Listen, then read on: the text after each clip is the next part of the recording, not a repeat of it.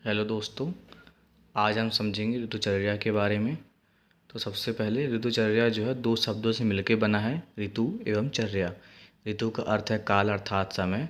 चर्या शब्द जो है जो चर धातु से बना है, जिसका अर्थ होता है चरना या विचरण करना। अब ऋतुचर्या किसे कहते हैं? जो समय या काल के एक निश्चित भाग को ऋतु कहते हैं और उस ऋतु में की जाने वाली चर्या को ऋतुचर्या कहते हैं। तो इस तरह से हमने समझा ऋतुचर्या किसे कहते हैं। आइए अब देखते हैं ऋतुचर्या के क्या महत्व हैं। तो जो लोक साम्य पुरुष बतलाए गए हैं, इनके अनुसार क्या है, जो भी भाव मनुष्य में है वे ही भाव इस संसार में है। अर्थात हमें जो जो परिवर्तन ऋतुओं में होते हैं वे भी परिवर्तन मनुष्य के शरीर में भी होते हैं।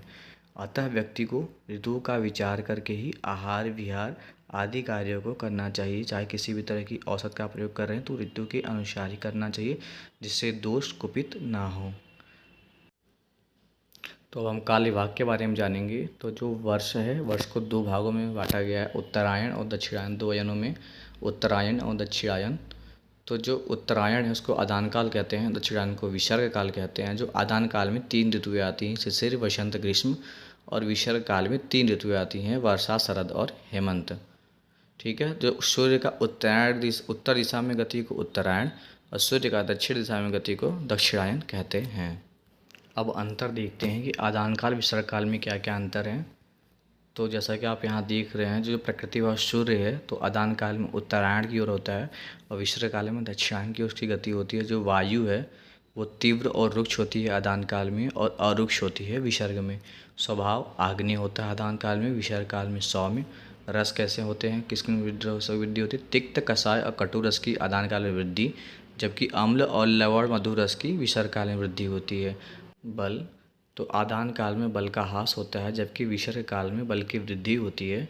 स्नेहांश, आदान काल में शोषण होता है और विसर्ग काल में स्नेहांश का पोषण होता है। नेक्स्ट देखते हैं कॉन्सेप्ट है ऋतुओं के अनुसार दोषों का संचय, प्रकोप और शमन। तो जैसा कि आप यहाँ ऋतुएं देख रही हैं, शिशिर वसंत ग्रीष्म वर्षा शरद और हेमंत। तो जो शिशिर वसंत और ग्रीष्म जो तीन ऋतुएं हैं, इनमें कफ का क्या होता है? सबसे ऊपर पहले शिशिर में संचय होता है, बसंत में प्रकोप होता है और ग्रीष्म में शमन होता है। उसी तरह पित्त में, वर्षा में इनका संचय, शरद में प्रकोप और हेमंत में इनका शमन होता है। वात का उसी तरह, ग्रीष्म में संचय, वर्षा में प्रकोप और शरद में वात का शमन होता है। तो ये कॉन्सेप्ट है ऋतुओं के अनुसार दोषों का संचय, प्रकोप और शमन। इसको आप आसानी से एग्ज़ाम टाइम में आप लिख सकते हो। तो आइए अब हम इसी को एक चार्ट के फॉर्म में देखते हैं कि अगर हमें चार्ट में लिखना हो तो हम किस तरह से इसको लिखेंगे। ऋतुओं का अनुसार दोषों का संचय, प्रकोप और शमन। तो जैसे कि आप यहाँ देख रहे हो कि जो हमारी ट्रिक है शिशिर वसंत ग्रीष्म वर्षा शरद हेमंत, तो जो आप सबसे पहले देख रहे हो वात दोष। तो वात दोष में क्या है कि सबसे पहले ग्रीष्म वर्षा और शरद है, तो ग्रीष्म में क्या होता है, वात का संचय होता है, जबकि इसका प्रकोप होता है वर्षा में, और शरद ऋतु में इसका शमन होता है। फिर पित्त आता है, पित्त का क्या होता है, वर्षा शरद और हेमंत।